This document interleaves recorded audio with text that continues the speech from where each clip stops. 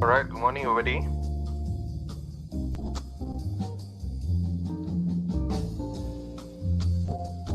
Good morning, everybody. I hope you guys can hear me. Morning, sir. All right, morning. Okay, for those who just came in, TC students, please scan your QR code to the left, and pre-TC scan your the QR code on the right. Okay, before we start our session. Right now, I think we're still waiting for Dr. Mahmud. Oh, Dr. Mahmud is here already. Yeah, I'm already here. Okay, thank you, Dr. Mahmud. Yeah. Assalamualaikum and good morning. Waalaikumsalam and good morning, everybody. Okay, students, please, this is your final call to scan the QR code before I give this session fully to Dr. Mahmud. Yeah.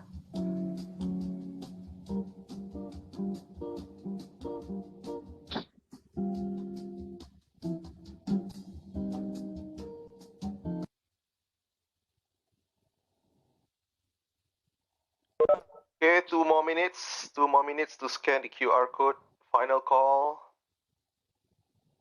TC students to the left and pre-TC students to the right. Please scan the QR code.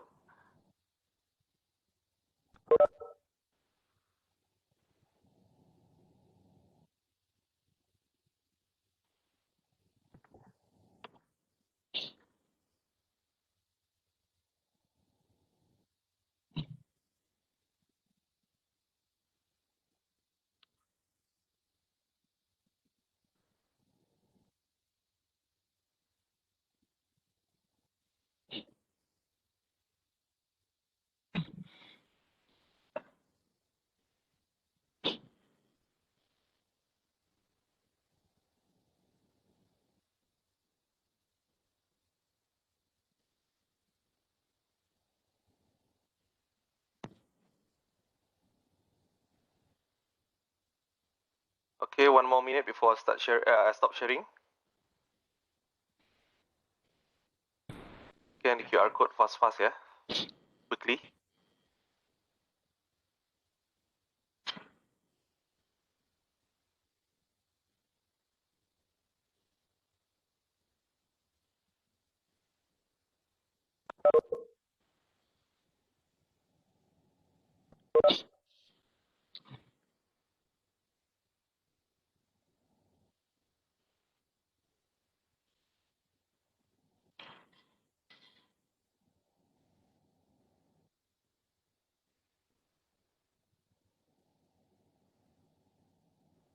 All right. Okay, I think I should stop sharing. And Dr. Mahmud, I think I give this session to you. Okay, thank you, All right. Dr. Izzy. Yeah. Yep. Okay, Assalamualaikum and very good morning, all of you. Okay, I am given, I think, for 2 hours. We may reach the 2 hours or may not be for 2 hours. Depends on how lively the discussion will be. My name is Mahmud. I don't know how many of you already met me. Any one of you new to, are you, any one of you are new students? Can you please show indication? I just want to know how many of you are new student. If you can just raise up your hand, show your video, just show me your hand if you are new student so that I can see and I can see how can I manage the presentation. May I know how many of you are new students?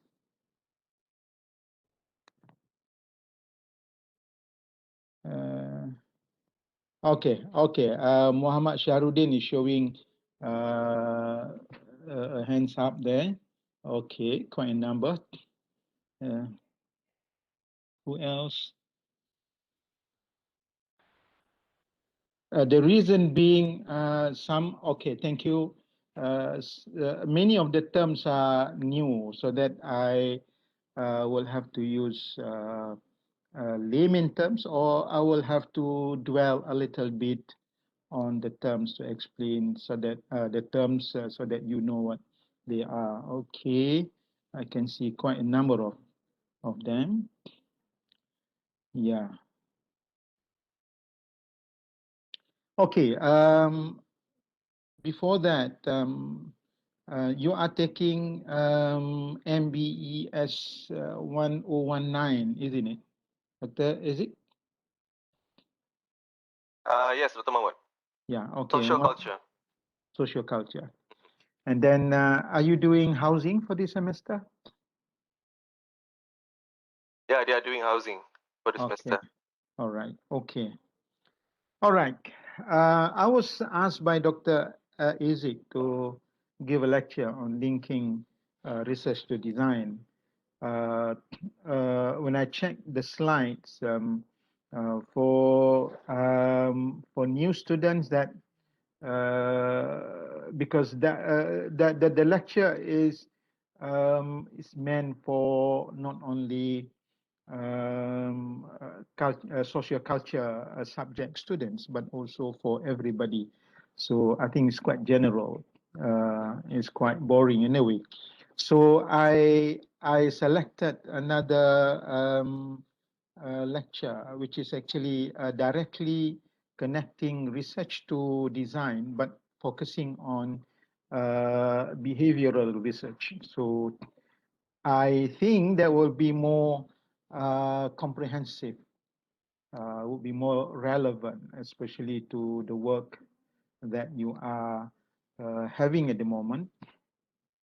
So I think I can just share that lecture. If we have time, maybe we can expand the discussion a little bit. Let me share with you the presentation. Just like, I think this is the one.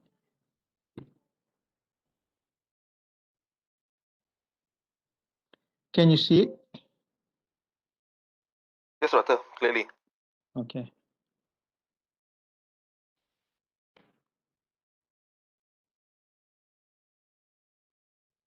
All right.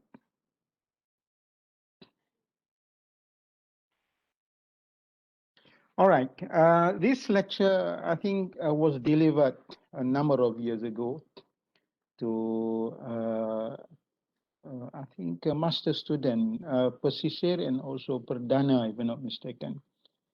And more or less the same lecture in a different,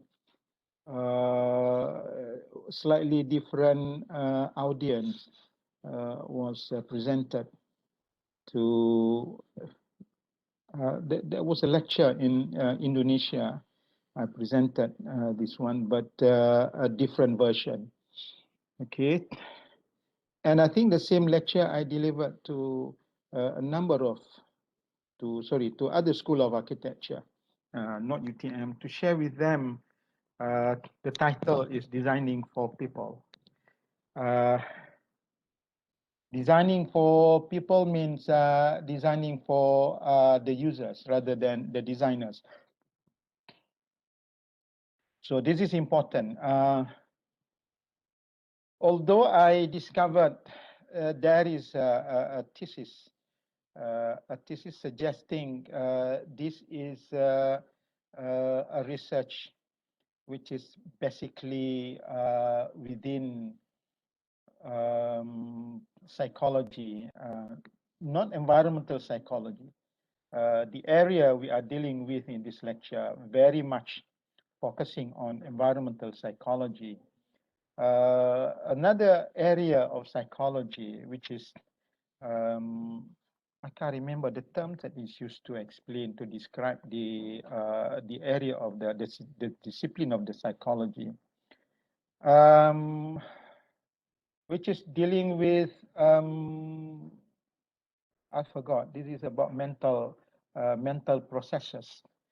Very much suggesting. Okay, this is what is suggested by that school of thought, suggesting that what designers think from what he designed will be repeated by the users, meaning that the space that architects design, the space the architect proposed, uh, the feeling that the architects wanted to materialize based on his design will come the same with the experience of the users when they dwell into the space, meaning that what architects value, how architects value the spaces will be similar. There is a term, I forgot the term, with will be similar experienced by the users. Um, I think that that is an interesting suggestion by a different school of thought. But in environmental psychology, um, we have been propagating. I think if you, any one of you have read any of articles, any work by Arapopo and also by me and my students, we are propagating that um, what architects feel about a design will not be the same as how the users experience them.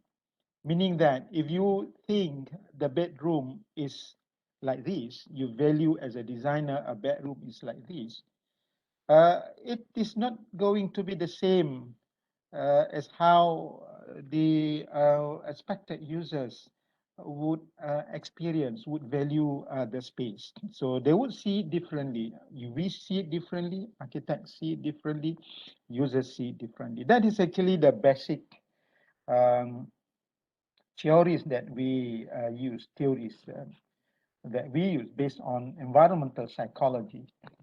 For your information, environmental psychology is one of the many branches of psychology. There are 10 to 12 disciplines within psychology, including clinical psychology. You know, any one of you have problem with your mental uh, disturbances, then you have to see um, the psychiatrist, and psychiatrists actually doing works within this clinical psychology. And there are cognitive psychology. Please remember the word cognitive, cognitive psychology, behavioral psychology, industrial psychology. There are a number of psychology.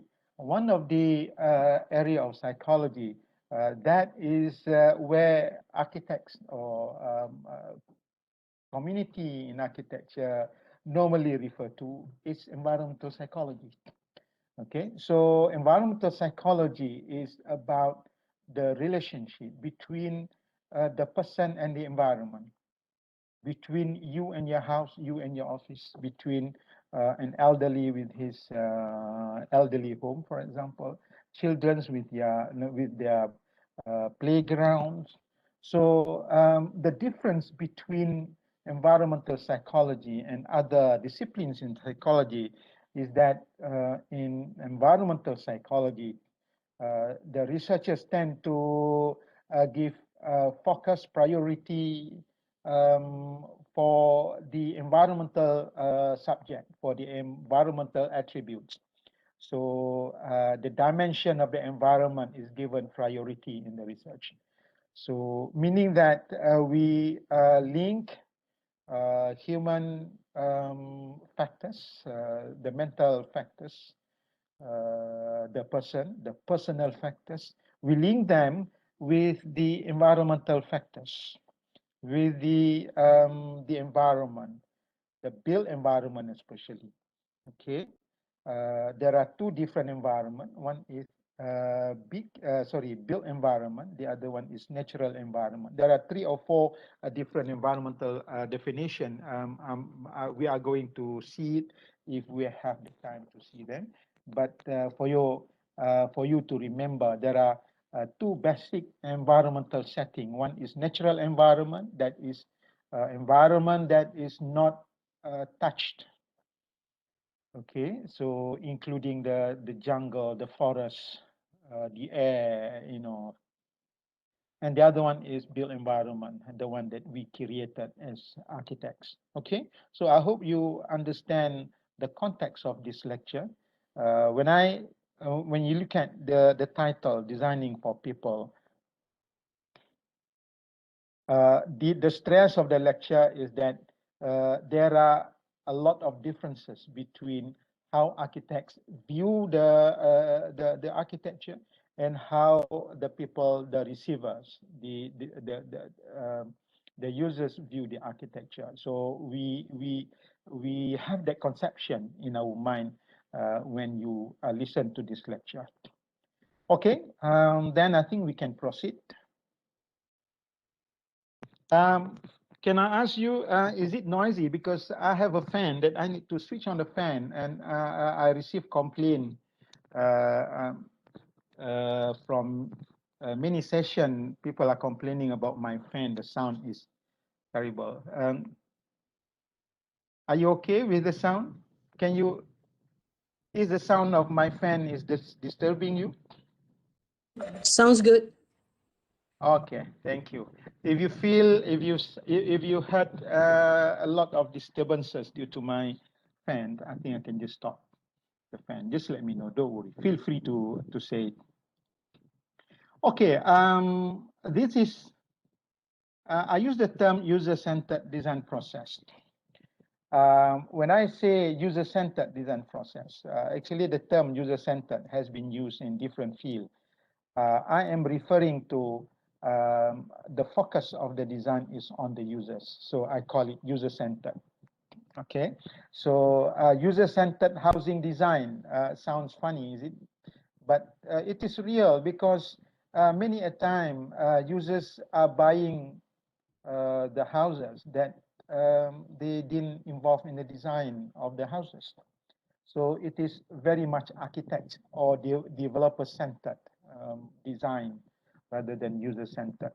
So we have to change the process. Instead of designer-centered, it should be user-centered. So this is about focusing on the users. So when we talk about user-centered design process, these are the processes. The blue line, this is I would say this is a concept. Okay, if you see the boxes there are subjects for design, there are aspects of end users, there are aspects of researcher, and the other one is you, with a designer. Okay, the traditional design process, especially for housing. I think housing is one of the very common user-centered design process. Okay, the blue line is the traditional method of delivering the design.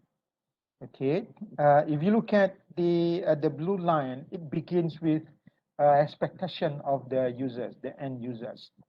Okay, needs, expectation, perception, preferences, and then this data on needs, expectation, perception, and preferences are given to the designers. If you can see, it is only a two stages process. The end users state down what they need, what they prefer, and given to the designer, and designers interpret the criteria and develop the design.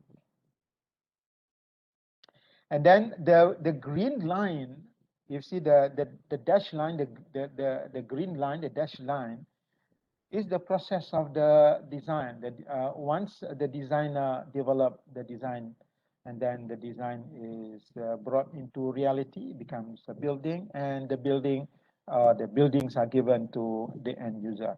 So that is the traditional, the conventional, even now still happening. Users have their own dreams and fancies, needs, expectation given to the designers to interpret and bring them into the design, and the design is brought into reality, put on the ground in the form of buildings, and give them back to the end user.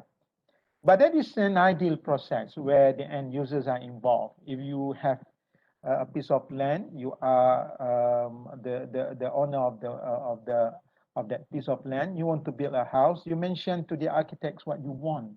That is considered as an ideal process. The worst process is when the end users are represented by developers.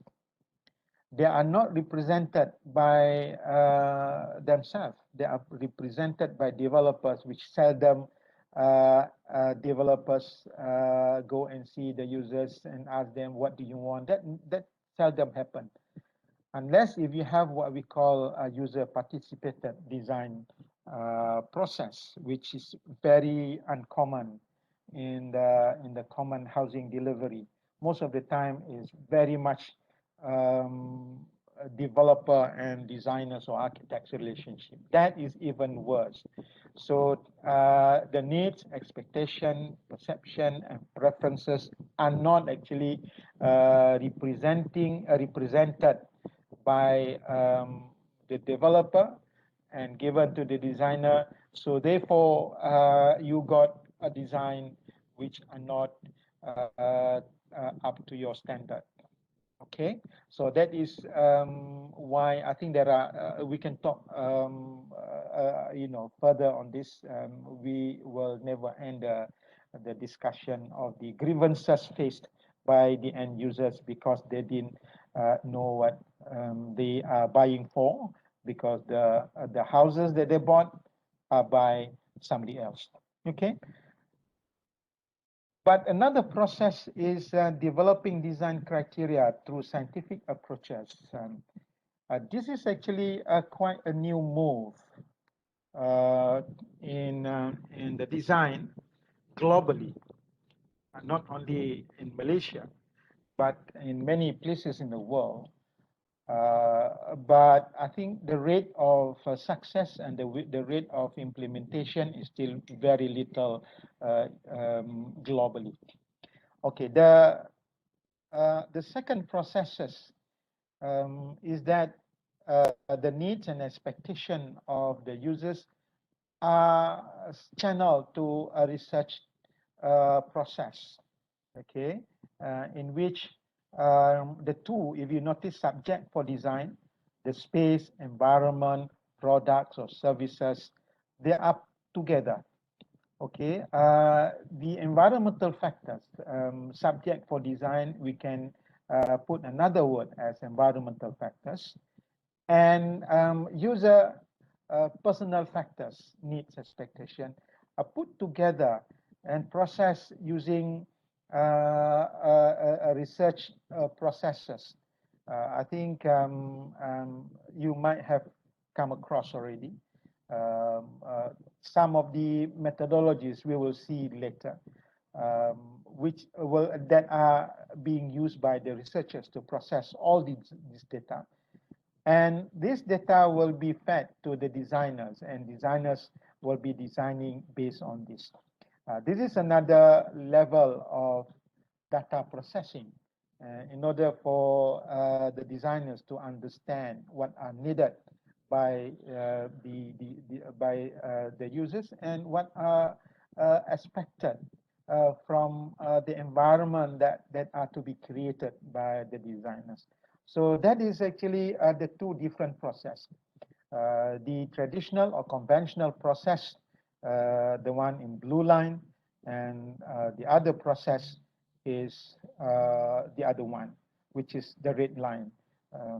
So this is actually, for your information, in my other lectures, I would explain to you why we changed from previous education system in architecture. I think in 2009 we started to look at it. Still remember, I was the one who headed the team in developing the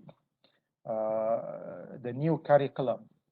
The new curriculum of architecture, the one that you are having now, it was undergraduate studies until part 2. It was an undergraduate studies, meaning that when you graduated, you are still an undergraduate. Okay, so we changed that program. The part 2 is supposed to be master's level. What is the difference? What are the differences between master's and bachelor of architecture? The difference is very basic. That is, in master's, you have element of research. The intention of the nation, of the professional body, was to produce architects with critical and analytical thinking. Architects who are not using only intuition. You know intuition? Intuition is just your feeling, your educated assumption as an architect to produce the design. So we want to change that into a more critical and analytical views on architecture. Whatever field of architecture, whatever sectors of architecture, may it be office building and housing, hospital design, and whatnot. So we want the nation, the architects, to be research-based architects rather than intuitive-based architects. So that is why in our program we encourage. Actually, the master's level in UTM, we determine that we do it research-based. So the design are research-based design. So of course, we are still exploring area of research suitable for our niche area at UTM. Okay, so this is one of the examples. So sorry, I dwell quite in lengthy here so that you understand, especially the new student, the way we do design at UTM at master's level is research based. So these are, if you look at the two differences, I hope you understand why we call it research-based design. So previously, from users direct to designer, and designer do their duties based on whatever they receive from the client or the user or the developer for that matter. But now we use what we call empirical data based on research, so that we have more reliable data to be used for the design. Okay.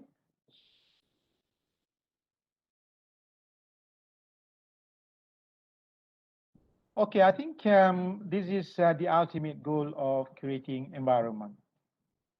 The ultimate goal of creating environmental setting is to achieve person-environment congruence. This is from my own writing. If you see, my name is Mahmud bin Muhammad Jusan, but in the internet, if you type in Jusan, so you will see my articles. But I came to know, previously I thought my name is the only name in this country, Jusan, you know. But later I came to know, when we have this internet, I came to know there are many other people named Jusan also. So I I look at my name in different way now. Okay, that is not within this lecture. Okay, the ultimate goal of creating environmental setting, when we talk about environmental setting, it can be living environment, it can be office environment and whatnot. So that is environmental setting, is to achieve person-environment congruence. We want to achieve a congruence, keserasian di antara the person and the environment, congruence between the person and environment. This is actually what we are propagating. You know, at least my research team, and I think all researchers are propagating this. We have to design an environment to suit to be congruent with the person who will be using the environment. Okay. To effectively relate the environment with the users, remember my first line is trying to make it more relevant, the environment to the users, to effectively relate the environment with the users, hence to achieve person-environment congruence, PEC is person-environment congruence, it is necessary to understand behavior and the environment. It is for you to understand the behavior of the users, the expected users with the environment. Using scientific method. So we are propagating a scientific method in order to understand users. So for your information, I mentioned earlier in this lecture, one discipline in psychology is behavior or behaviorism. So here behaviorism is a psychological approach based on empirical observation. You know what is empirical? And when we say empirical is the data or the information or the results gained through experience or through research method. So that is what empirical is all about. So when we talk about empirical observation, meaning that a scientific observation of human behavior. You know, previously people used people represented animal behavior to human. That was earlier in the development of psychology. Okay, stimuli in the environment and the behavioral responses which follows an attempt to turn to apply stimuli to provoke desired responses. The language are quite technical. Don't worry. What you need to understand is you need to use scientific method within this behaviorism psychology in order to understand human behavior, human response to the environment. All right. Having that in mind, remember the first 2 or 3 slides which I have explained to you, the need to be scientific. Then I think we can properly define the role of designers, your role as designers. Okay, designers should be a cognitive expert. When we say cognitive expert, cognitive or cognition is a technical word of psychology. When you say, excuse me, when we say cognitive expert, it means that cognitive means thinking, expert who are thinking, or expert who are learned, who have the knowledge. Okay, cognitive psychology is normally applied in education because it is dealing with the way people think and the way people use their ability to remember and to think, to process. So that is cognitive. So architects are expected to be cognitive expert, who are thinking and have knowledge, as well as humanistic facilitator. You are facilitating human being. You are not facilitating yourself. Of course, you are also a human being, but more importantly, you are facilitating human being who will be using the spaces that you are designing, and who are able to integrate. So you are an integrator, scientific data on human needs. So this is the research aspect that we mentioned earlier, and aesthetical attributes. Being an architect, you love aesthetical attributes to be in your design, in order to form buildings that meet practical expectation of the client. So the building will meet practical expectation of the client. Of course, what you dream can also be achieved. when you are also allowed to put your aesthetical attributes on the building.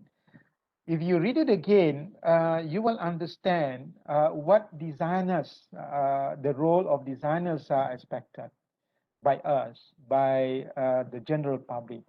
You should be a cognitive expert, clever, thinking, thoughtful, cognitive expert, as well as humanistic facilitator. You are sensitive to human being and who are able to integrate. You are to integrate scientific data on human needs and aesthetical attributes in order to form buildings that meet practical expectation of the client. This is extremely important. If you can understand this role, and if you can achieve this role, you are actually fulfilling expectation of the people, in general.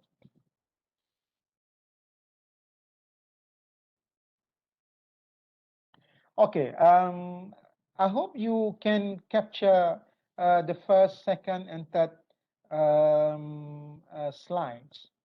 Okay, now we go beyond that into the process of understanding human behavior into architecture.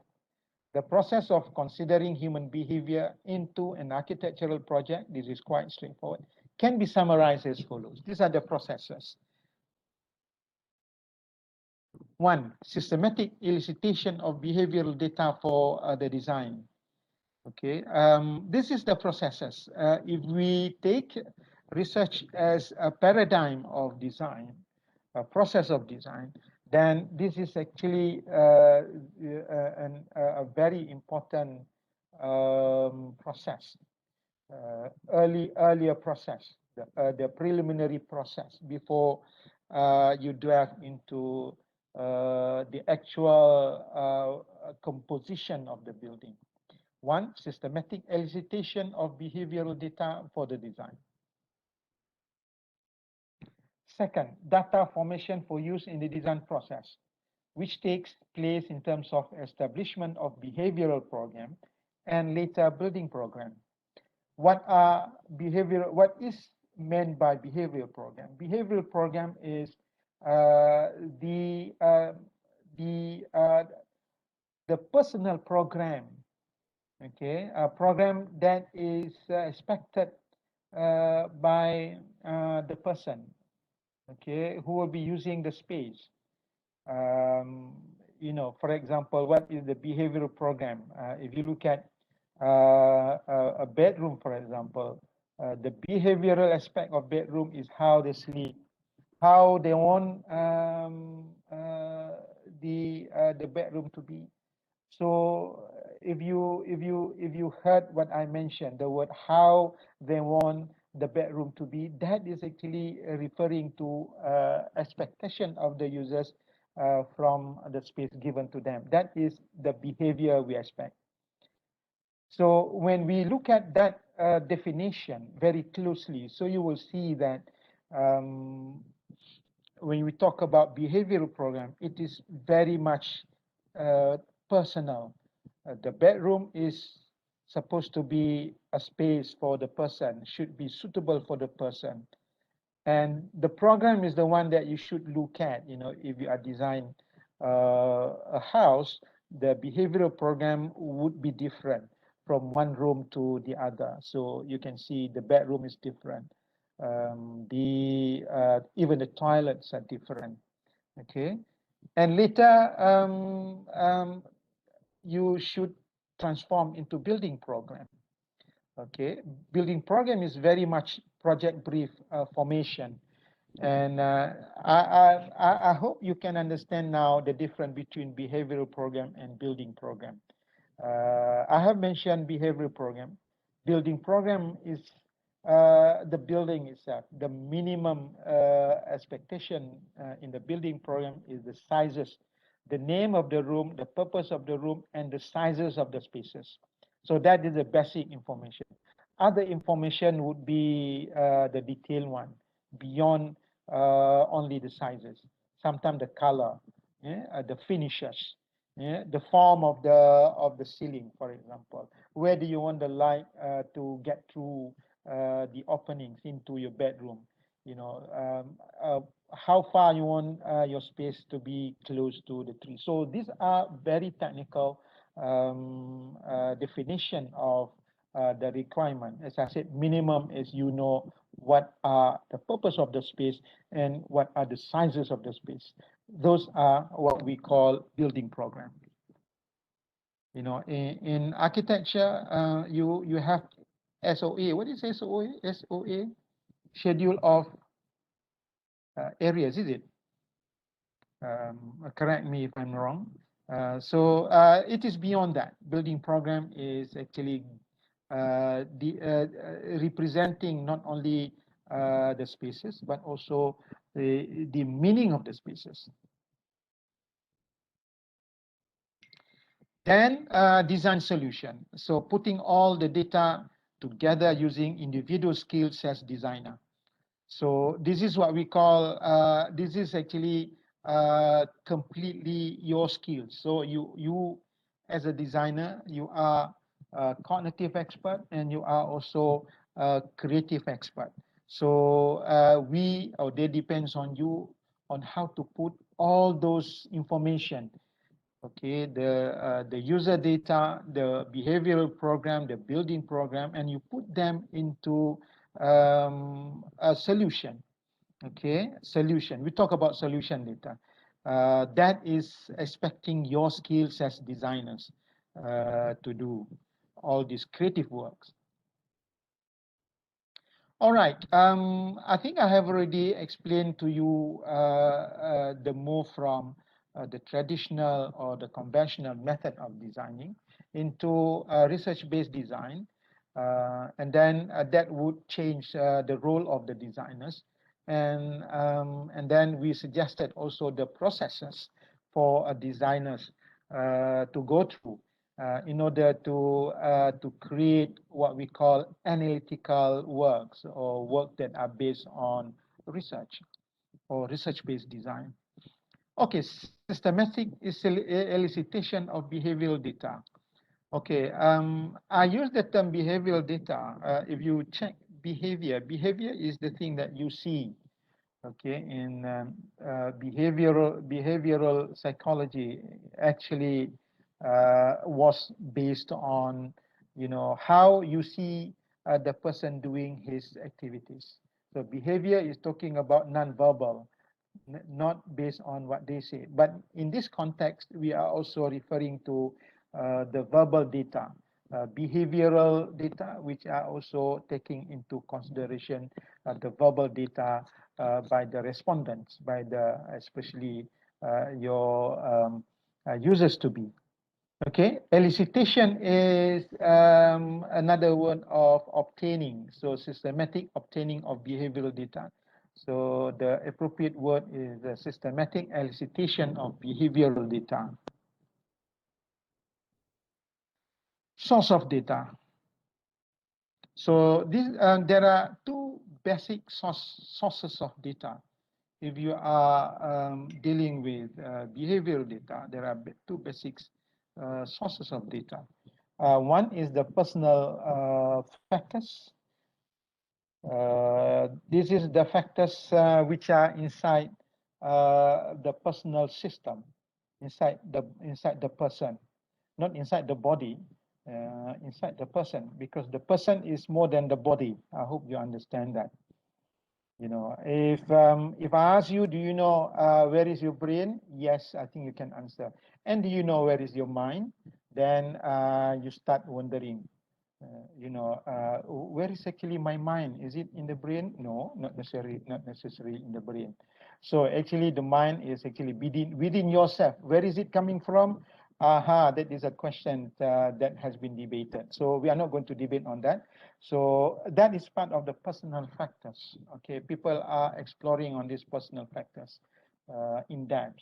Okay, so another source of data is environmental factors. So there are two main source of data.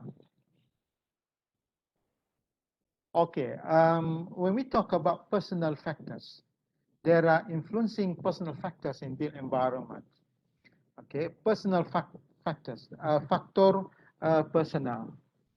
When you talk about myself, you have at least 5 factors. You have your needs, you have your norms, you have your personality, your personal being, that is personality, your values, your goals. Actually, there are many others which I don't include here. I think if you can just remember these 5, then you can grasp what is meant by personal factors. Needs are, something that you requires. Okay, needs. So needs something that is dealing with reality. You have boundaries.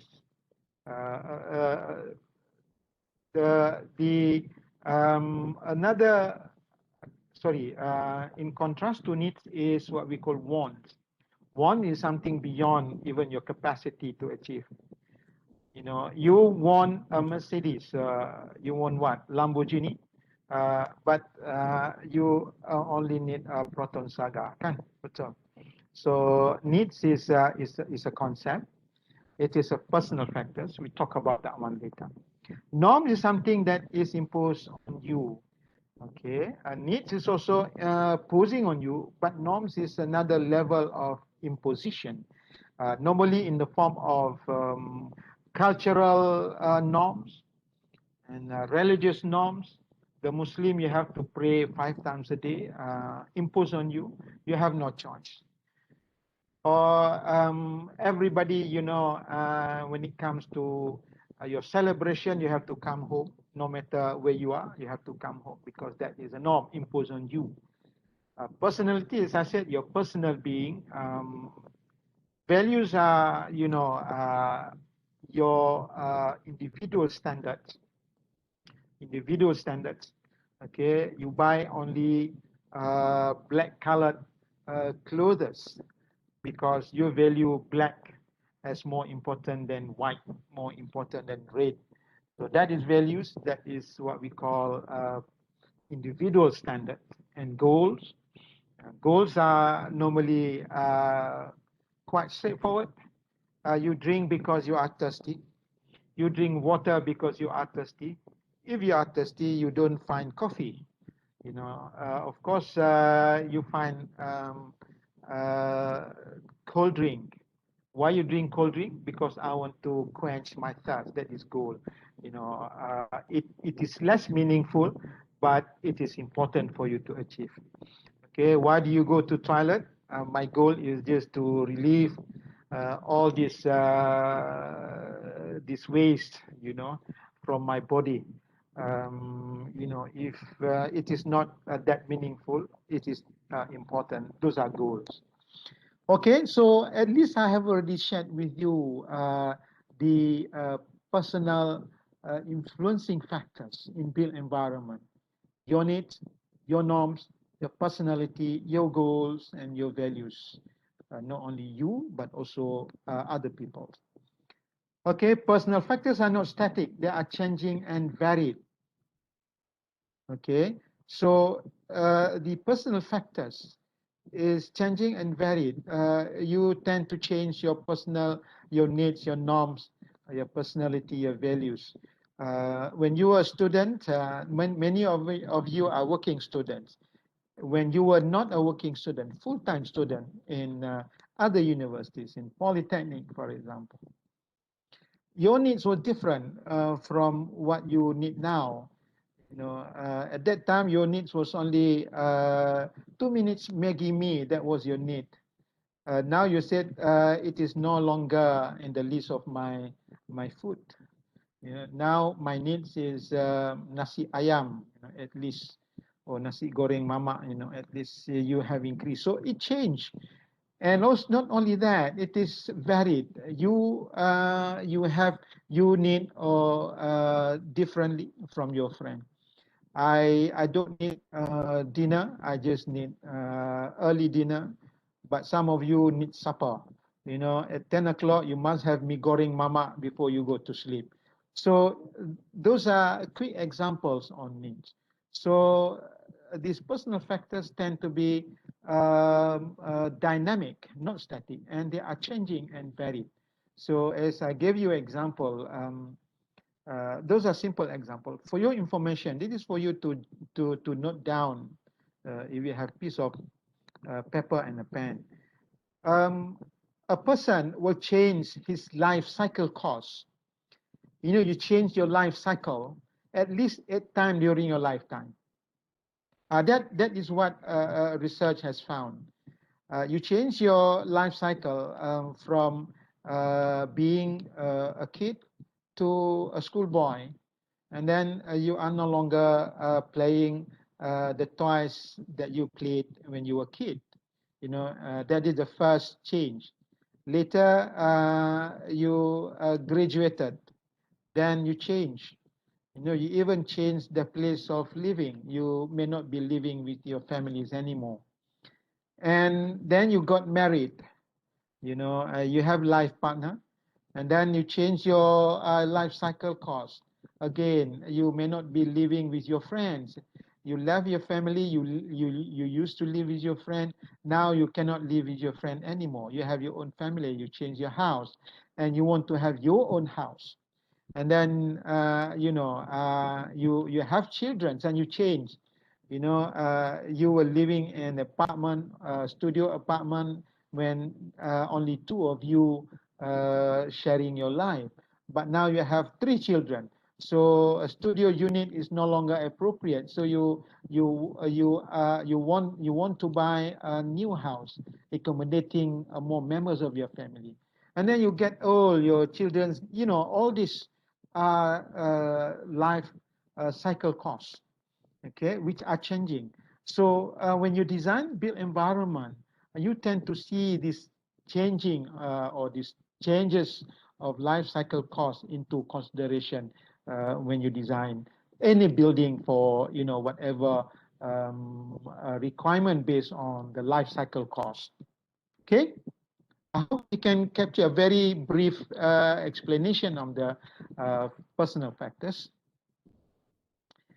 To go into more focus on what we mentioned, the needs, this has been, I have been using this in many of my lectures.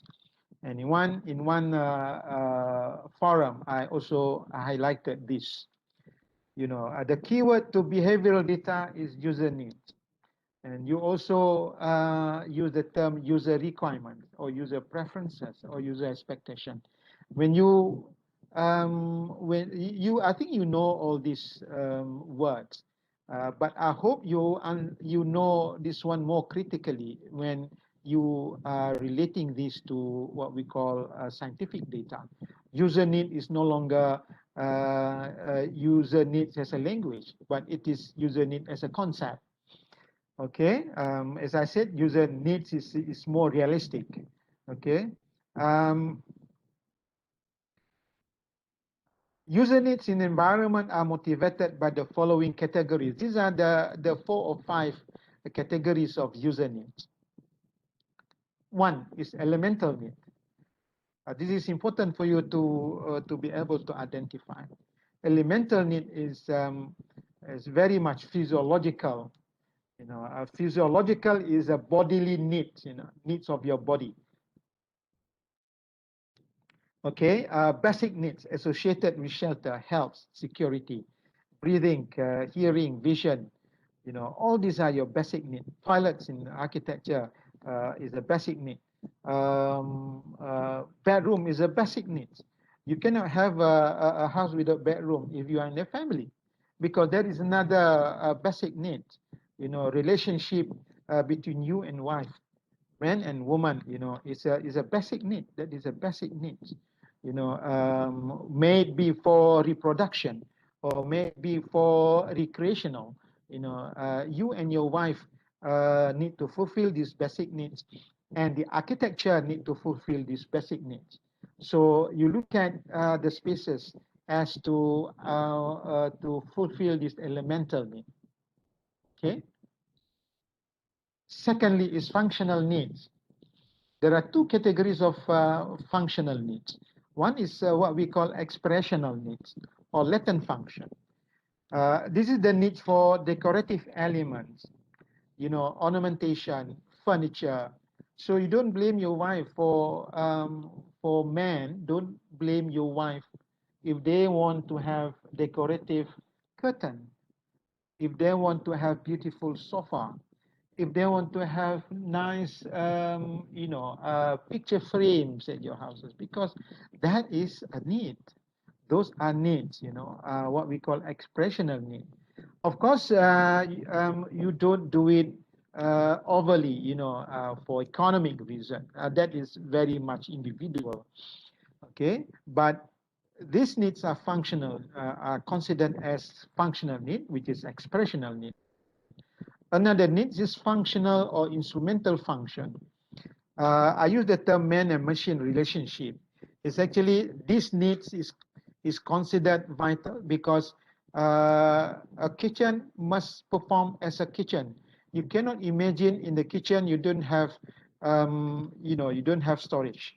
You don't have, the sink for you to wash your food in your preparation. You must have those. Those are considered as instrumental function, in which you need to fulfill all this. A living room must perform as a living room. So what is the basic instruments for a living room? Maybe nowadays we use sofa sitting, as your instrumental function to fulfill your instrumental function. When your guests come in and you ask them, you let them to sit. So instrumentally, that is a function of the sofa. Okay, so this is actually a needs, that need to be fulfilled. And the third one is psychological needs. This is a higher level of needs. You are talking about symbolic and cognitive needs. You want your house to represent you. You want your house to people know that this belong to you. Your house actually reflecting your success. Your house is in Putrajaya, a bungalow lot. The price is 5.3 million.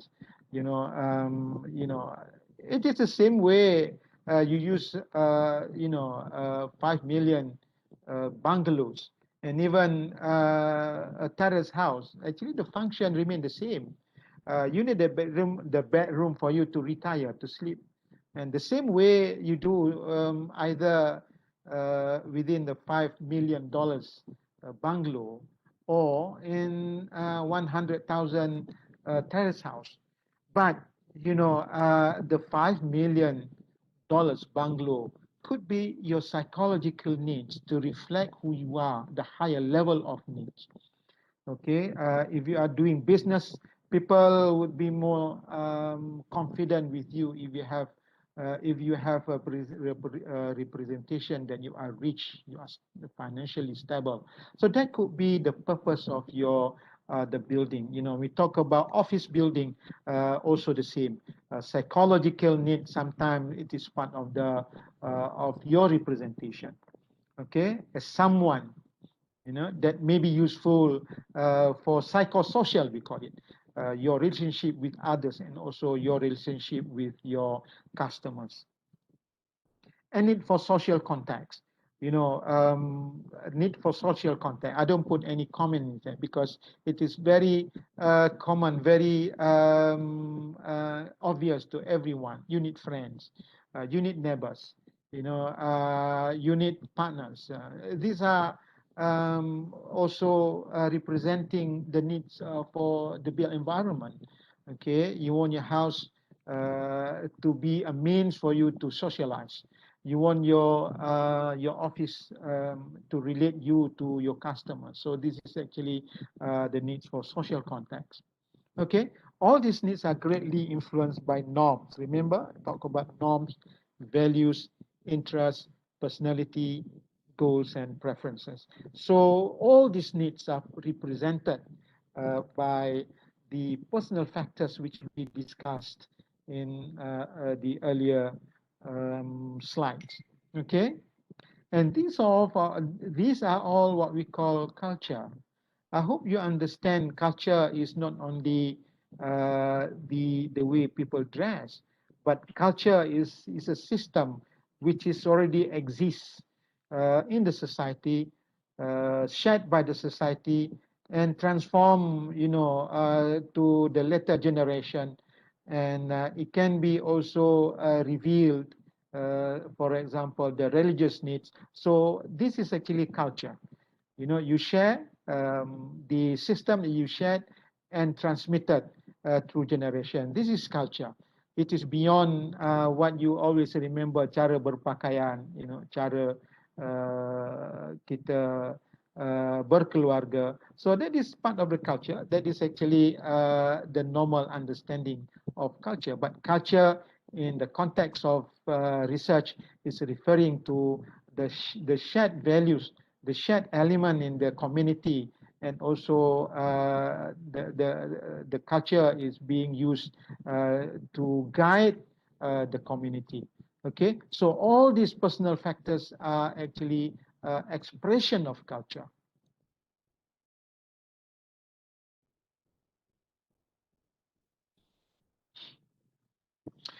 Okay, culture. I think I have already mentioned a little bit.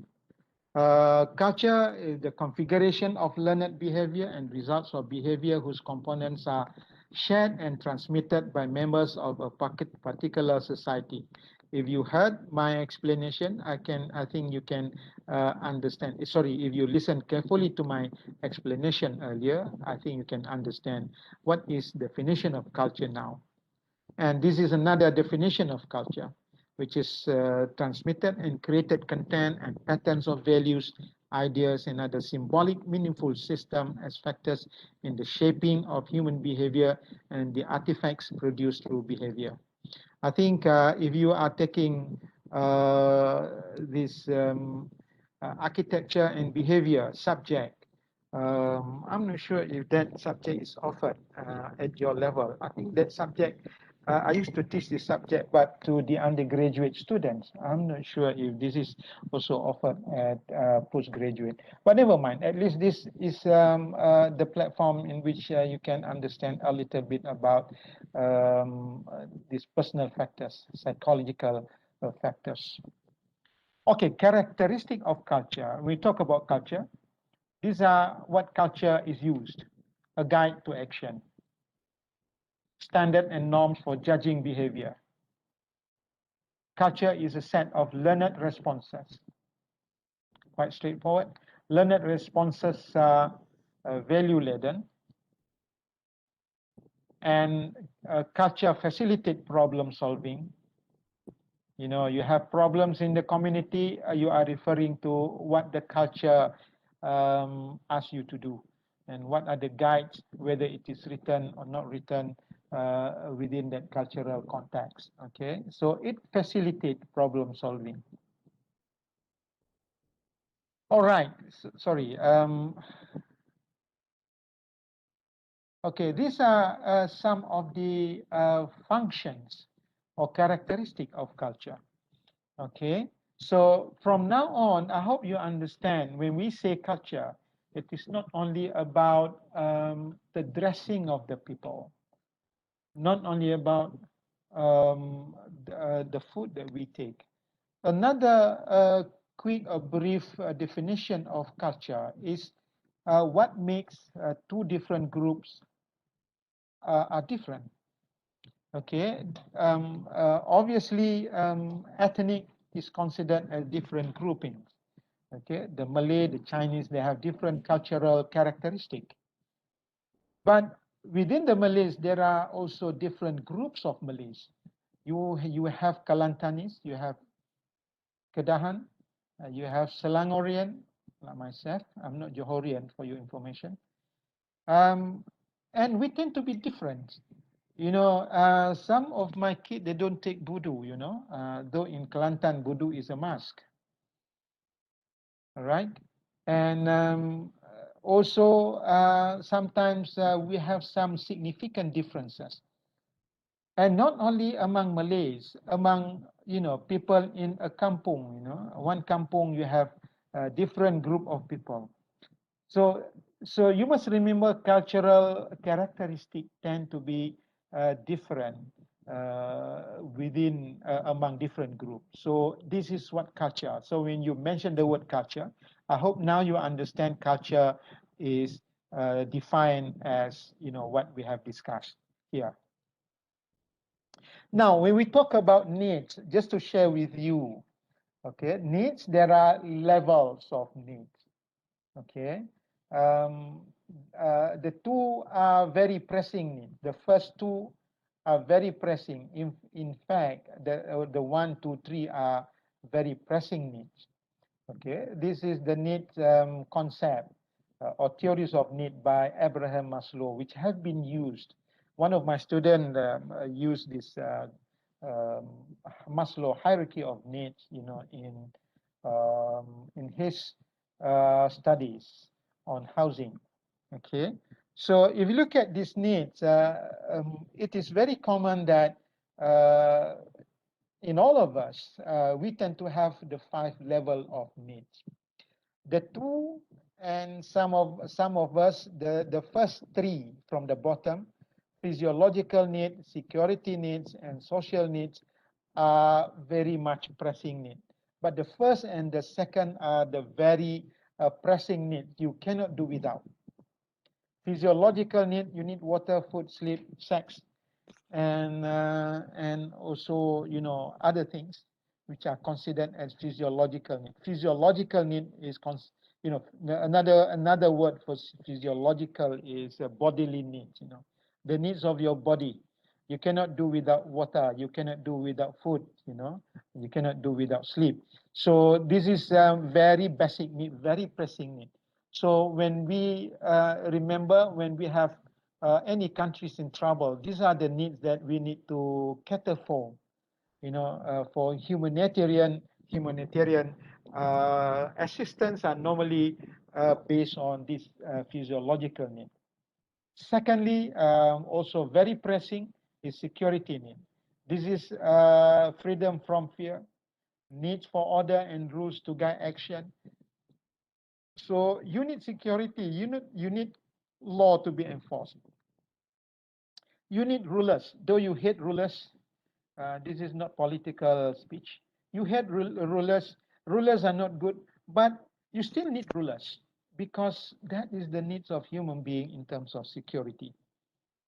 Okay, so these two level of needs have been translated into architecture. I don't have the time to share with you. I'm not sure if I have it in my slide. There are these two implicate certain spaces or certain mechanism architecturally to fulfill. Okay, that the level of social need, you need love, affection, belongingness, you need friends, you need a relationship with your family members, you need your neighbors. Sometimes your neighbors is your close friend, your relatives, sometimes your neighbors, whoever they are, and also another level, higher level is esteem.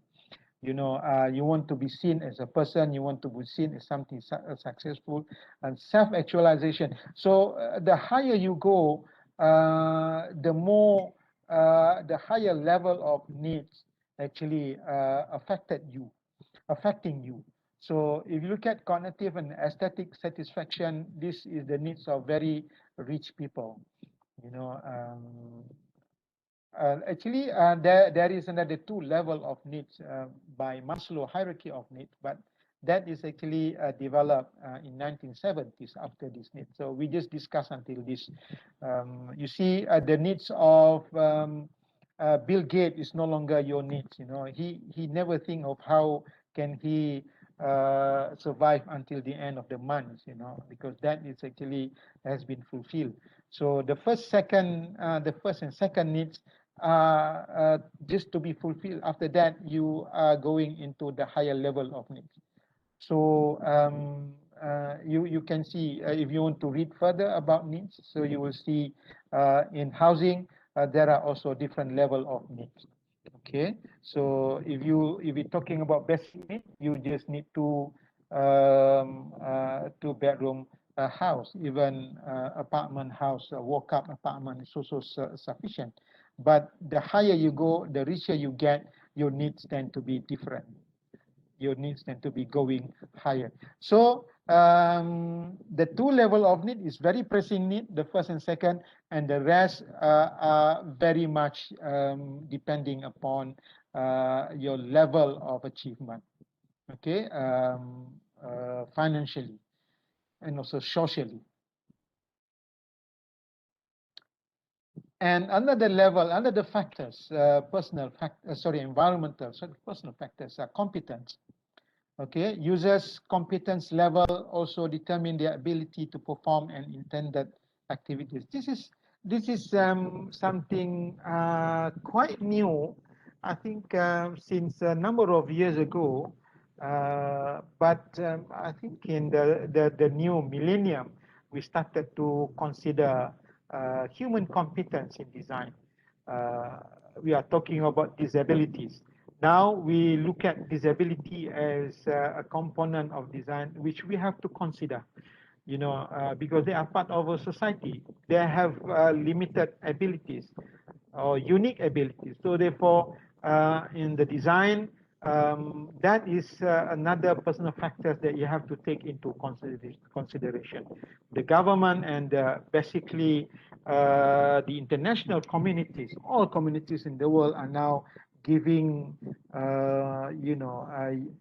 special treatment to people with different competence, the disabled. So you have you come across the word universal design, or design for disabled and whatnot.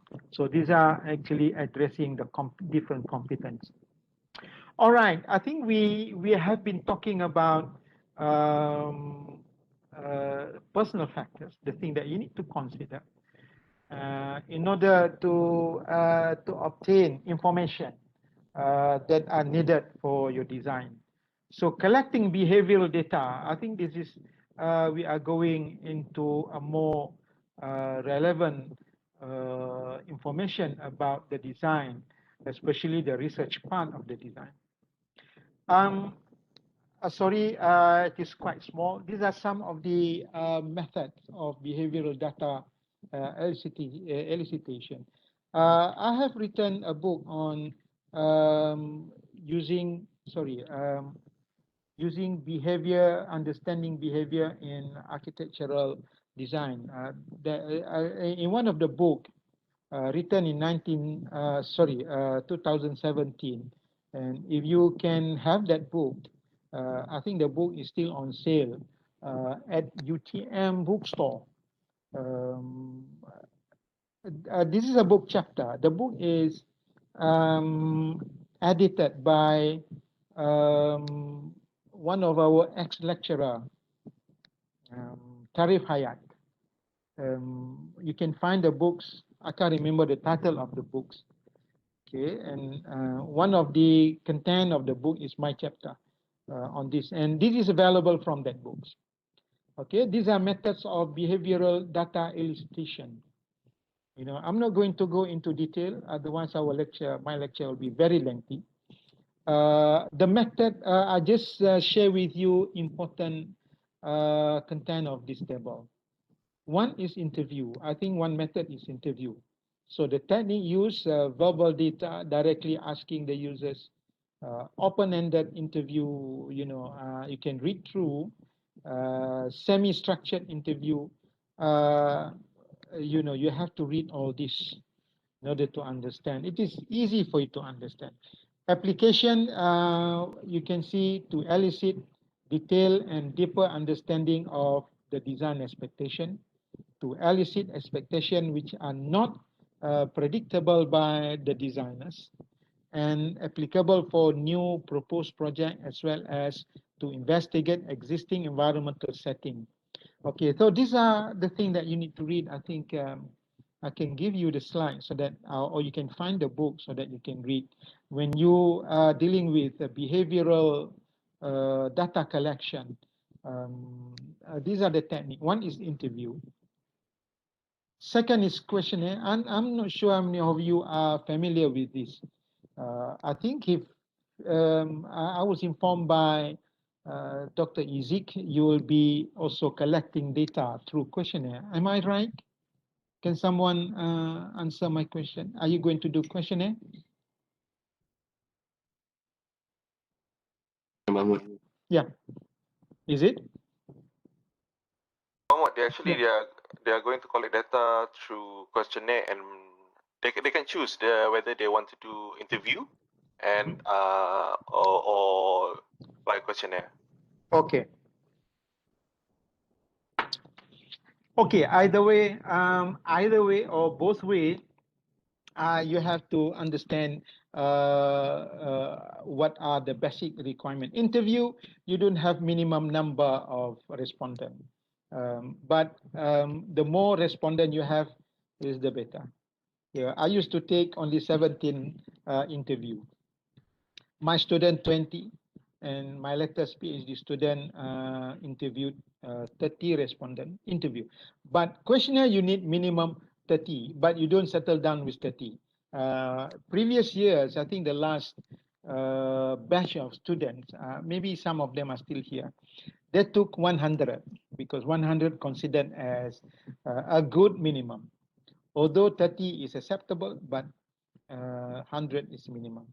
So you use questionnaire. Questionnaire is very much you already set the question. You just ask the question. I think this one to be discussed with your lecturers, supervisor. So questionnaire, you have to understand what are the variables that you need to address. Okay, what do you want to know? So this must be planned earlier before you ask the respondents. Okay, analysis can be done can be in terms of frequency or more sophisticated statistical tools. I think if you start to read SPSS, social statistical package for social science, so you will see a number of statistical method that you can use, to analyze. Okay.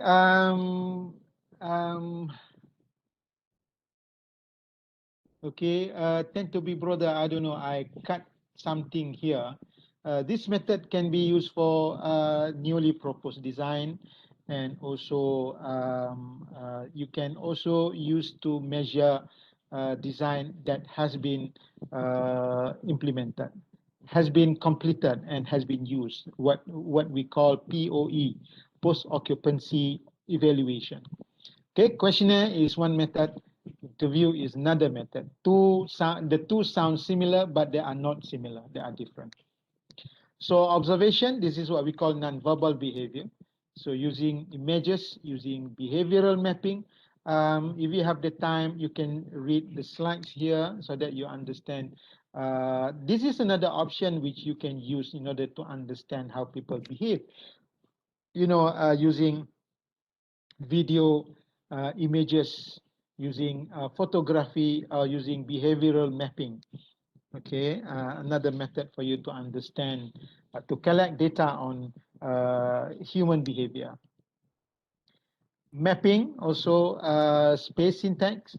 Who have been with Dr. Sharifah Salwa, I think you know what is space syntax. Cognitive mapping, I think some of you might have done this technique of cognitive mapping. You ask people to go around the places and ask them to draw back what they have seen. That is what we call cognitive mapping. Or you ask somebody to draw what they know about Kuala Lumpur, for example, and ask them to draw what buildings they have seen. So all these are part of these cognitive mapping techniques.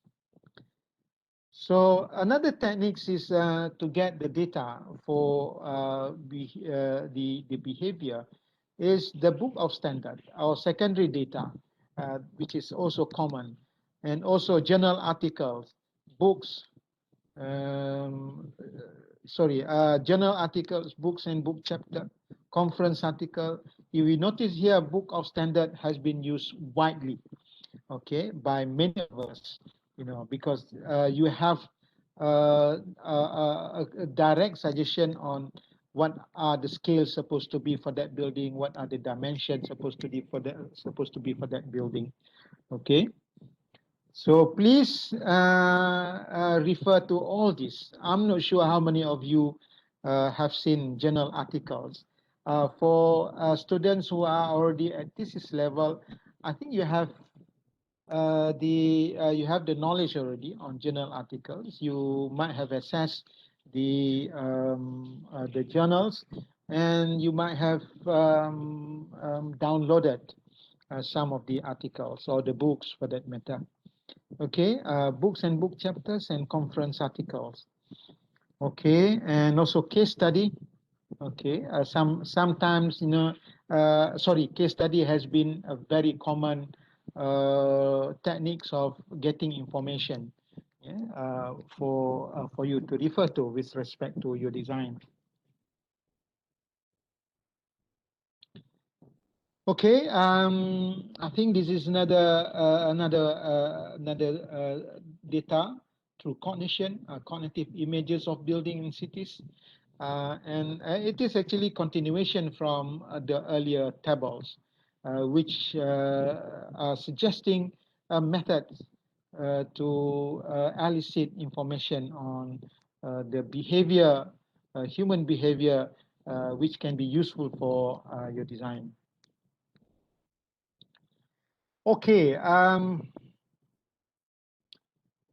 think I missed one information, that is environmental attributes.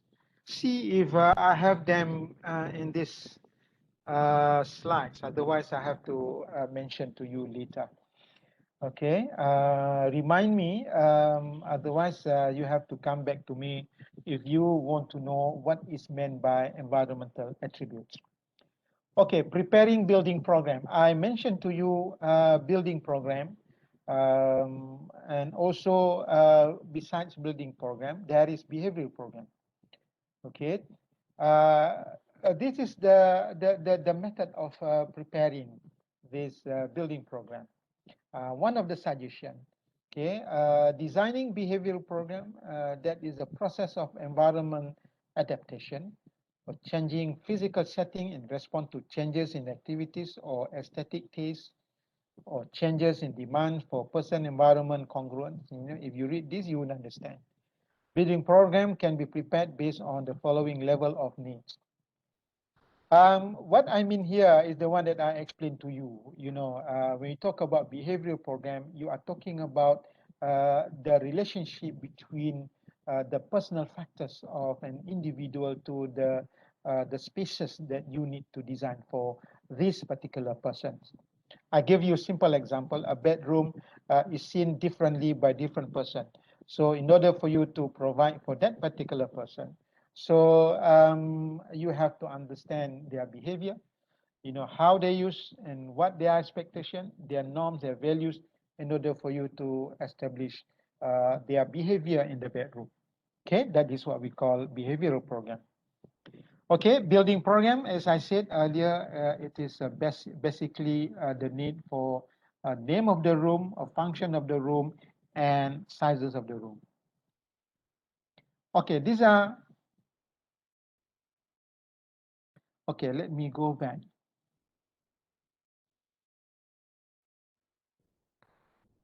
Okay, right, I think the following slides is, I have stressed on this, the following slides.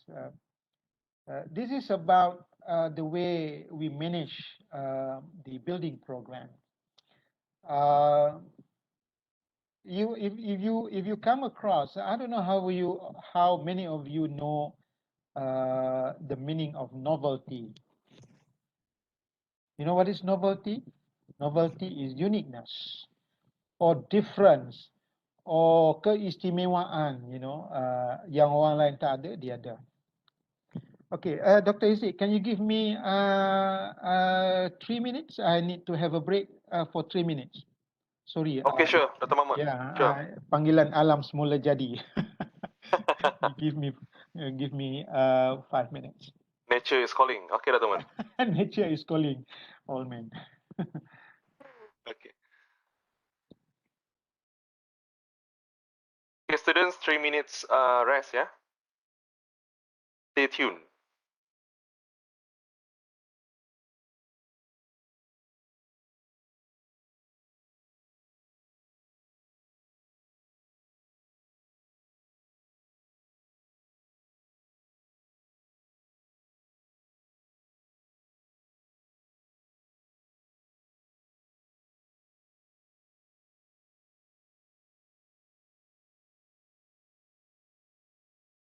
Yes, Faiz, I'm recording this session. Later after the lecture, I will share the link lah. I will share the link of the recording. Thank you, Doctor. And I think after this session, I'm going to open back the QR code for attendance. So for those who have not scanned the QR code for attendance, you can scan after this lah, right?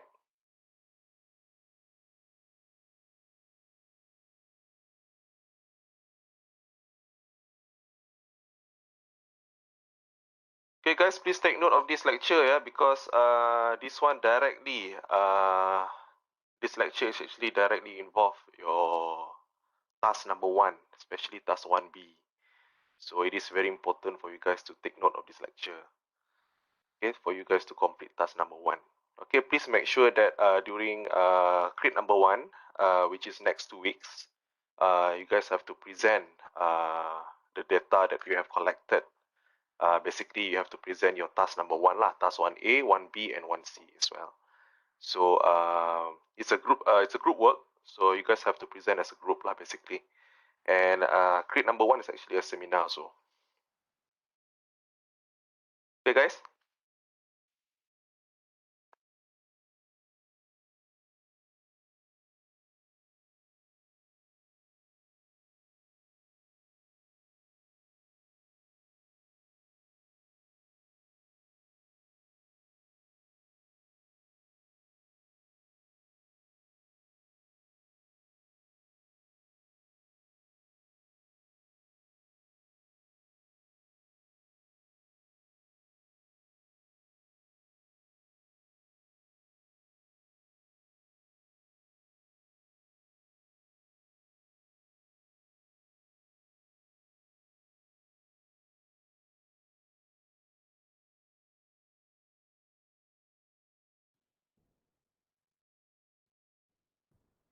Okay. Okay, Dr. Mahmud. Yeah, can we start again? Okay, sure. All right. Okay. As I said, the following slide, I think you better pay attention, all students. When you are designing building program, and also the level of what we call the term that I use, novelty or uniqueness. In the design, you don't have to make every single things in your building as unique. I think otherwise your task will be very difficult. So there are suggestions by certain school of thought that when you design a behavioral program, there are I think 3 level of needs that you can address. Sorry.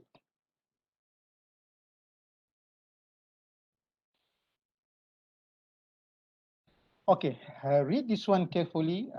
You can read together with me so that you can understand.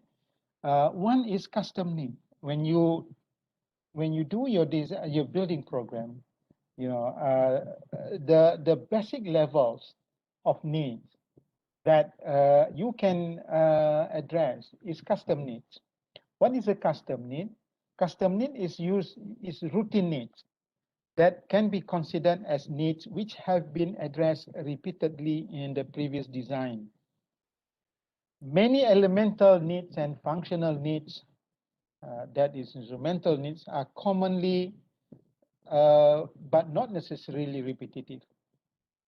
If these needs are not to be manipulated into unique or novel design, repeating the previous behavioral pattern can be a viable option. Give you an example. If you think toilets is not going to be a novel design, it's not going to be a unique design, so you can just directly borrow, the design of toilets based on the book of standards. Based on the number of occupants, based on the size of the building, these are the requirements for a toilet. So it can be a very simple and straightforward decision. Okay. This is also what we call routine design. I think we may be talking about that one later. One is custom need, in which the needs are very common and has been used repeatedly, and you can just take this need, directly without further elaboration or further, research. Okay. Secondly, unique needs. All needs are potentially unique, and instrumental function needs can be unique if they have uncommon elements to be addressed. Okay. For example, a toilet can be a custom need, but can also be unique if it is meant for users with certain competence, or the user require certain unique design features. Expressional function, psychological and social contact needs belong to the higher level of needs. They often requires unique element to reach the design goals. Needs belonging to this category should be more elaborated in the behavioral program. So unique needs, you may use this, you may want to express this in any of the design. Okay. The bedroom, the living room, office building, to represent themselves, their organization. That could be the potential uniqueness of the design.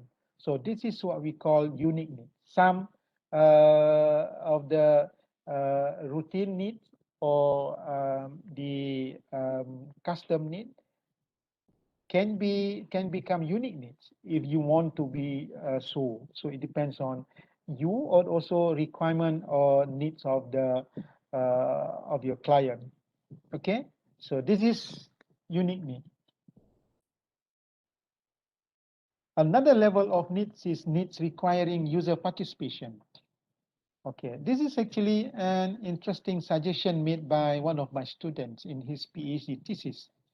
Uh, um, that is preferred house attributes which fall under higher level of need. Remember, if you can still remember the needs of the 5 level, the hierarchy of needs, Maslow hierarchy of needs in my earlier slides, you can see the higher level of needs, that is self-esteem and self-actualization in the Maslow hierarchy of needs, require users' active participation in the making of the environment, meaning that the needs at that level, self-esteem and self-actualization, for a house, for example, because this is talking about a house, cannot be done without the participation of the users. So meaning that for that particular need, you need the participant. So sorry, the users to participate, to get involved in the design process. Okay, designers are often unable to satisfy the users for these needs due to high abstraction, complex and multi-dimensional nature of the preferred attributes. Okay, so because when you talk about what people want, the abstraction of what they want tend to be difficult to comprehend. So therefore, you need them to be involved in the design process. That is the higher level of needs. Several unique design problems in commercial and public building places require direct participation of the clients in the design process. Lower needs like physiological and safety. Remember, we talk about physiological need and safety needs are more definitive. Therefore, designers are able to identify the design problem to be addressed. So you don't have to worry. Designers know that all building need roof and all building need toilets and all buildings need some of the basic spaces. So all this you don't need to get the users to involve in the design process. You can just ask you can just use book of standard. Okay, so these are the three level of needs: custom needs, unique needs, and needs requiring user participation. See what? Okay. Categories of design solution. Okay, this is taken from one of my references. Design solution can be in three levels. Okay, I think you have to take this one seriously. Yeah? Be attentive to this, please, all of you. I keep actually asking when I greet students. These are my favorite questions or my favorite comments.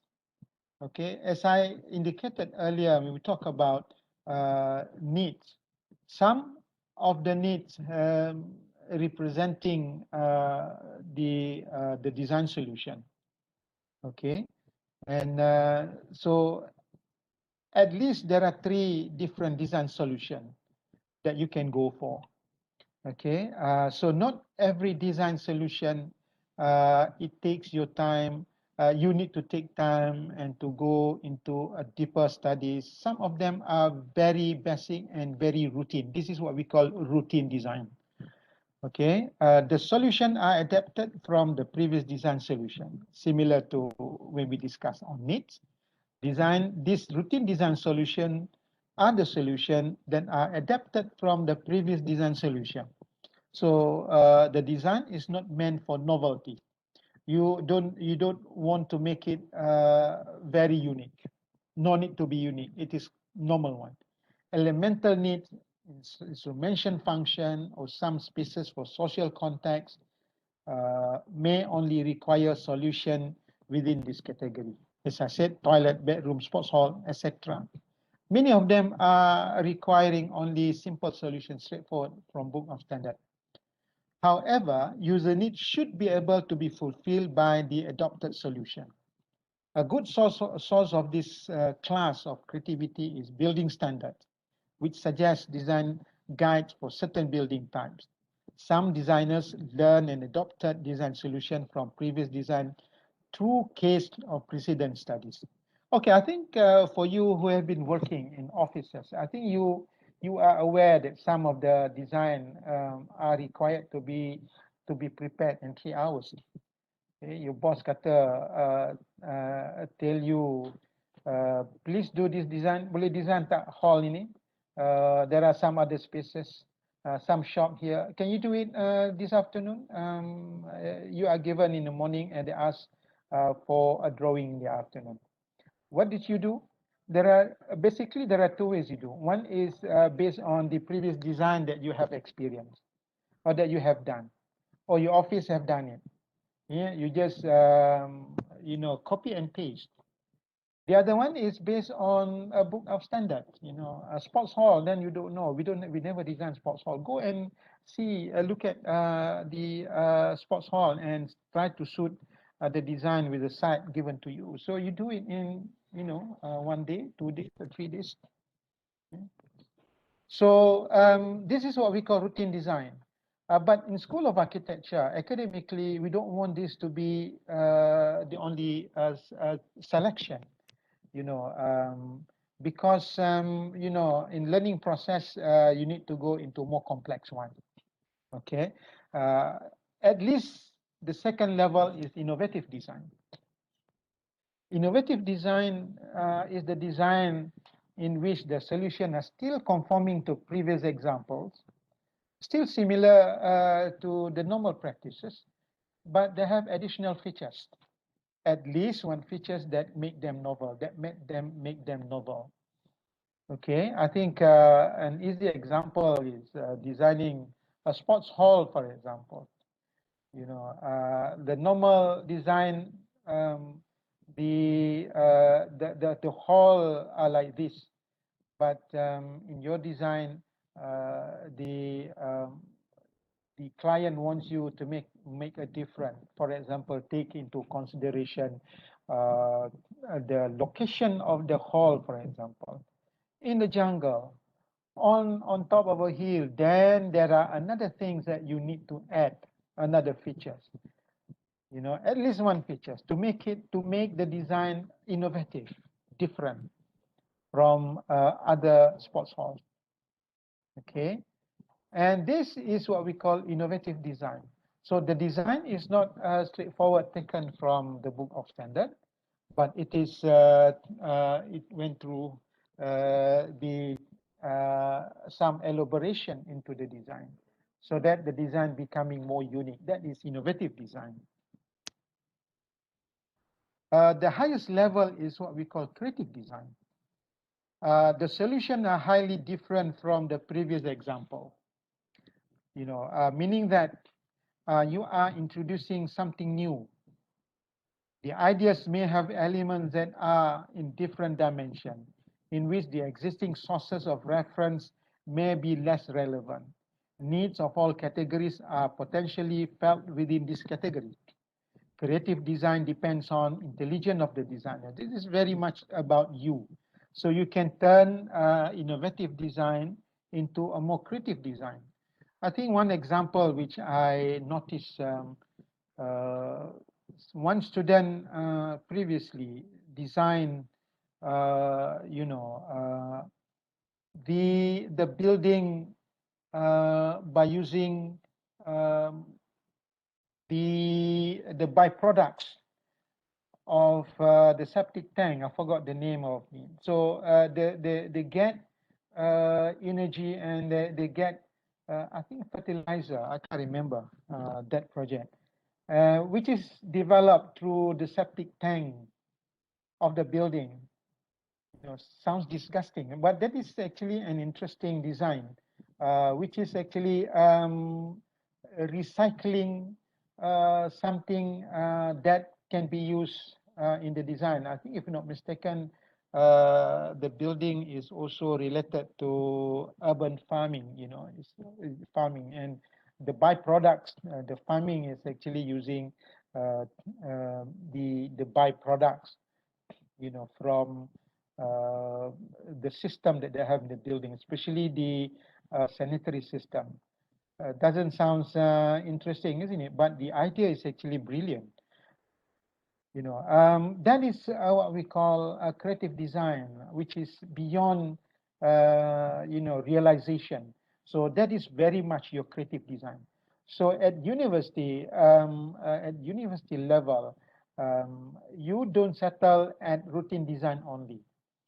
At least you go into innovative design, or preferably, if it is possible, if you are creative enough, then you can go beyond imagination, that is creative design. So these are the three levels of design solution.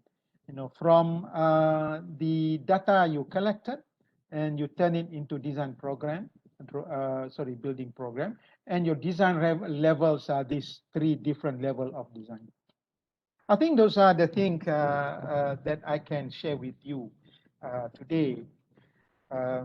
Just to recap, we have been talking about, I have been talking about, linking research to design.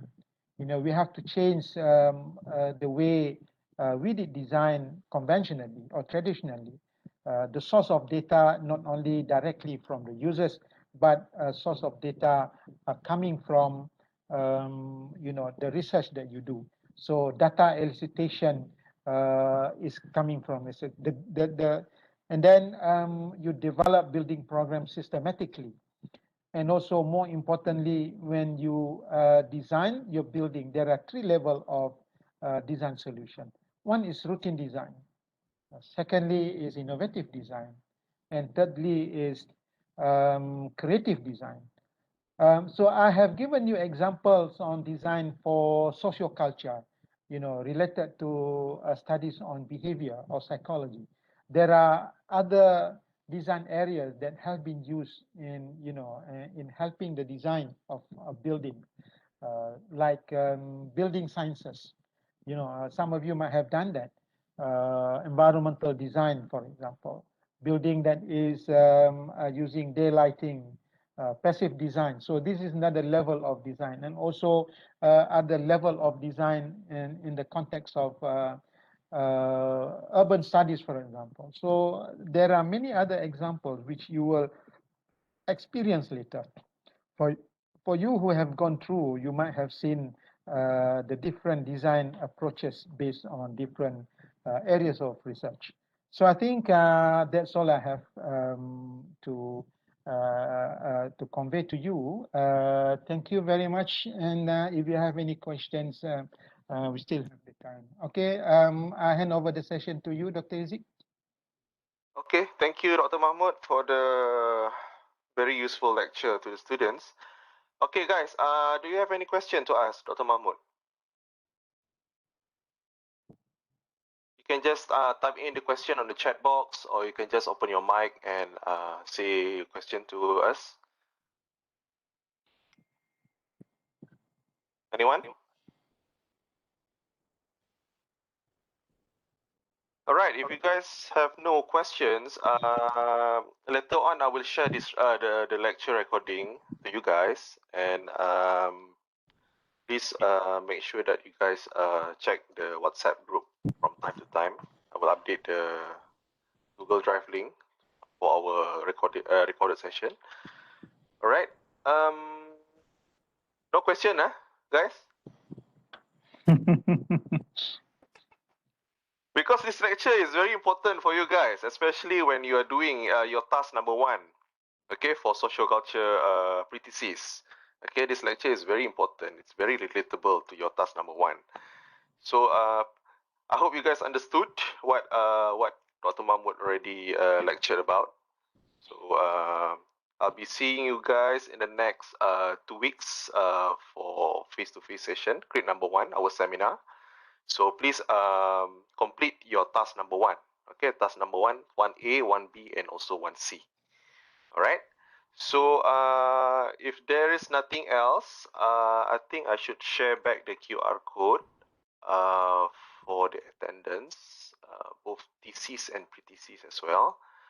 Okay, so I will leave this session open for another 10 minutes. Okay, guys, so thank you for coming. The students, thank you for coming. Oh yeah, we have another question, Dr. Mahmud. Yeah. How can we determine the capacity of our building programs? Dr. Mahmud. One question suddenly come out. How can we determine the capacity of our building program? Capacity actually is very straightforward, is determined by your client. There are two ways of designing. One is based on requirement of the client. If the client say, I want this housing scheme for 1,000 families or 1,000 units, 200 for 3-bedroom and so on and so forth. Those are a stated capacity. Another capacity is based on the design. This is actually normally happen in design competition, particularly suitability of, sizes, community sizes. That will be determined by the designers. It depends on the design. I can't give you any immediate clues, but it depends on, the nature of the program. Remember, if you look at the design of Moshe Sabdi, if you can, Moshe Sabdi, I think, MOSE, space SAFDE, you will see this unique building. the design is not the same as the design of the conventional one. I don't know any one of you managed to surf the internet on the design of Moses Sabdi, and that design obviously may not able to cater the standard number of capacity. It has to go through his design. I haven't read. I can't give you any figures on the capacity of the design. So if I can just look at Moses Sabdi, if I can just share. Any one of you have seen the design of Moses Sabdi? You want me to show you to find in the internet? I need a few seconds to get it. Let me check. Okay, let me check.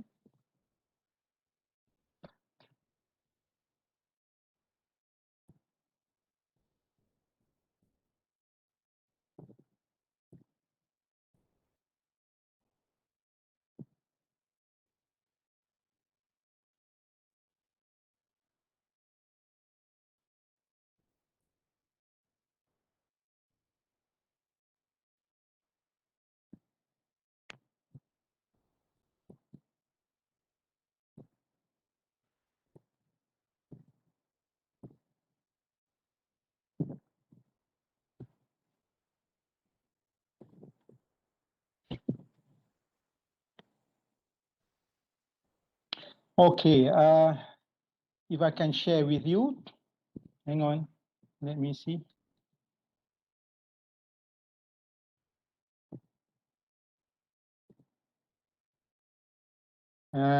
Right.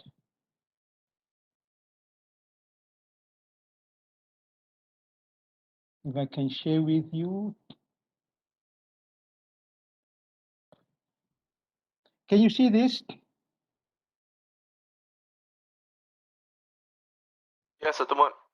Yeah. Okay, can you see the housing?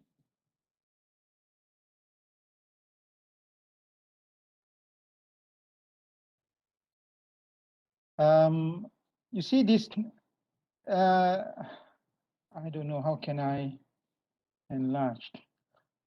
This one looks better, isn't it? This house is very much interlocking units. If you can see here, I cannot imagine, the number of units similar to the one, in the conventional system. But this is actually a unique design. If you can see here, the building itself, the buildings themselves are interlocking, and there are a number of advantages achieved through the interlocking of the block, and you can see uniqueness. So there are so many advantages and disadvantages, but this is the kind of building in which it is this is creative solution. Remember, I mentioned about creative solution, and in which I think the capacity may not be the same, or they are in different way. Okay, I think that is my answer to the questions asked by your friend. Okay, thank you, Dr. Mohd. Okay. Any other question, guys? Any other question before I end the session and upon back the QR code for attendance? Okay, if you have no questions, thank you for listening. Thank you, Dr. Izzy, for inviting me. Feel free if you want to get anything from me, any help. I'm not official lecturer for this, but as lecturers, I feel obliged if any one of you want to know anything from me. Thank you very much. I have to leave you, Dr. Izzy. I have to leave you there. All the best to you, guys. Assalamualaikum warahmatullahi wabarakatuh. Waalaikumsalam. Thank you, Dr. Mohd. Okay, you're welcome.